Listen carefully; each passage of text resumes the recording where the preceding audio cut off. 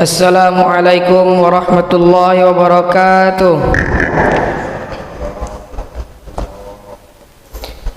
Alhamdulillahilladzi hadana lihada wa ma kunna linahtadiya laula an hadanallah.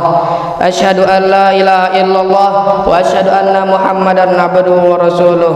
La nabiyya wa la rasula ba'dah. Jamaah Masjid Darul Abrar yang insyaallah dirahmati Allah Subhanahu wa taala. Perkenankanlah saya berdiri di sini untuk membacakan sebuah hadis yang bertemakan kain bermotif mengganggu kekhusyuan salat. Diriwayatkan dari Anas bin Malik radhiyallahu anhu, kana qiramun li Aisyah janib satrat bihi janib baitiha faqala an-nabiy sallallahu alaihi wasallam amiti anna qiramaki hadha fa innahu la tazalu tasawiruhu ta'ridu fi salati, yang berarti Aisyah radhiyallahu anha mempunyai gorden yang dipasang di dinding rumahnya. Rasulullah SAW menyuruh Aisyah radhiyallahu anha, singkirkanlah gorden ini dari kita karena lukisannya senantiasa membayangiku dalam salatku. Hadis riwayat Al-Bukhari nomor 374. Isi kandungan hadis, Rasulullah SAW merasa terganggu kekhusyuan sholatnya dengan gambar di gorden yang terpasang di rumahnya. Bahkan beliau juga pernah merasa terganggu kekhusyuan sholatnya sewaktu memakai pakaian yang bercorak, tetapi tidak sampai membatalkan sholatnya. Aisyah radhiyallahu anha berkata, Rasulullah SAW pernah salat dengan pakaian khamisah yang bercorak. Dalam salatnya beliau memandang sekilas corak pakaian tersebut. Setelah selesai salat, beliau pun berkata, serahkan khamisah ini kepada Abu Jaham dan ambilkan untukku pakaian ambijaniyah, hadiah dari Abu Jaham, karena pakaian khamisah tadi melalaikan kekhusyuan salatku. Hadis riwayat Al-Bukhari nomor 373.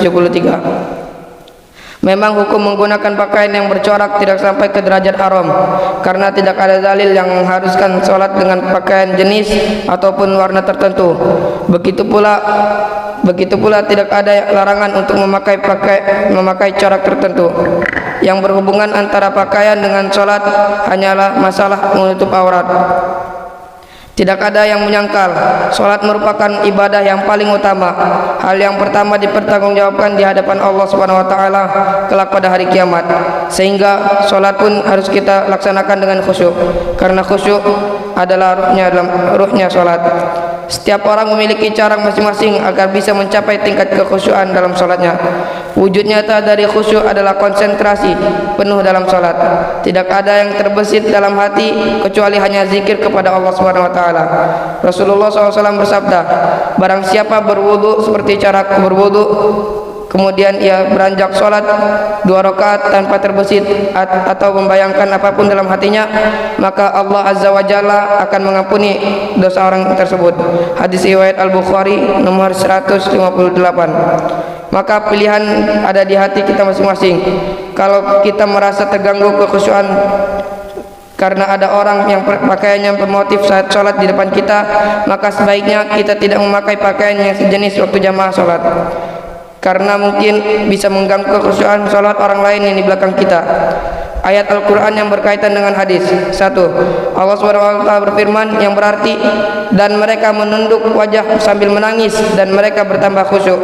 Quran surah Al-Isra surah ke-17 ayat 109. 2. Allah SWT berfirman yang berarti, sungguh beruntung orang-orang yang beriman, yaitu orang yang khusyuk dalam sholatnya. Quran surah Al-Mu'minun surah ke-23 ayat 1-2. Sebelum kami menutup bacaan hadis pada subuh kali ini, marilah kita berdoa kepada Allah Subhanahu wa taala. Bismillahirrahmanirrahim. Alhamdulillahirabbil alamin. Hamdan yuafi ni'mahu wa yukafi mazidah. Ya Rabbana lakal hamdu lakas syukru kama yanbaghi li jalali wajhikal karim wa azim sultanik. Allahumma shalli wa sallim ala sayyidina Muhammad ala ali sayyidina Muhammad. Ya Allah yang maha besar dan maha kuasa, kami mohon kepada Engkau ya Allah untuk para musyrif, orang tua asuh, donatur, pembina dan pengurus yayasan, pengurus ponpes dan umat muslim dan muslimat. Diampuni dosa-dosanya, dosa besar, dosa kecil, disengaja ataupun tidak disengaja. Diberi hidayah agar dapat melaksanakan semua perintah-Mu dan meninggalkan semua larangan-Mu. Diberi kesehatan agar bisa istiqomah dalam melaksanakan ibadah, baik yang wajib maupun yang sunnah. Diberi rezeki yang luas dan berkah agar mau berbagi kepada anak yatim dan duafa dan perjuangan Islam.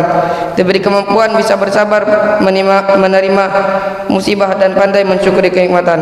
Diberi keturunan yang qurrata a'yun, keturunan yang soleh dan solehah. Rabbana atina fid dunya hasanah wa fil akhirati hasanah wa qina adzabannar.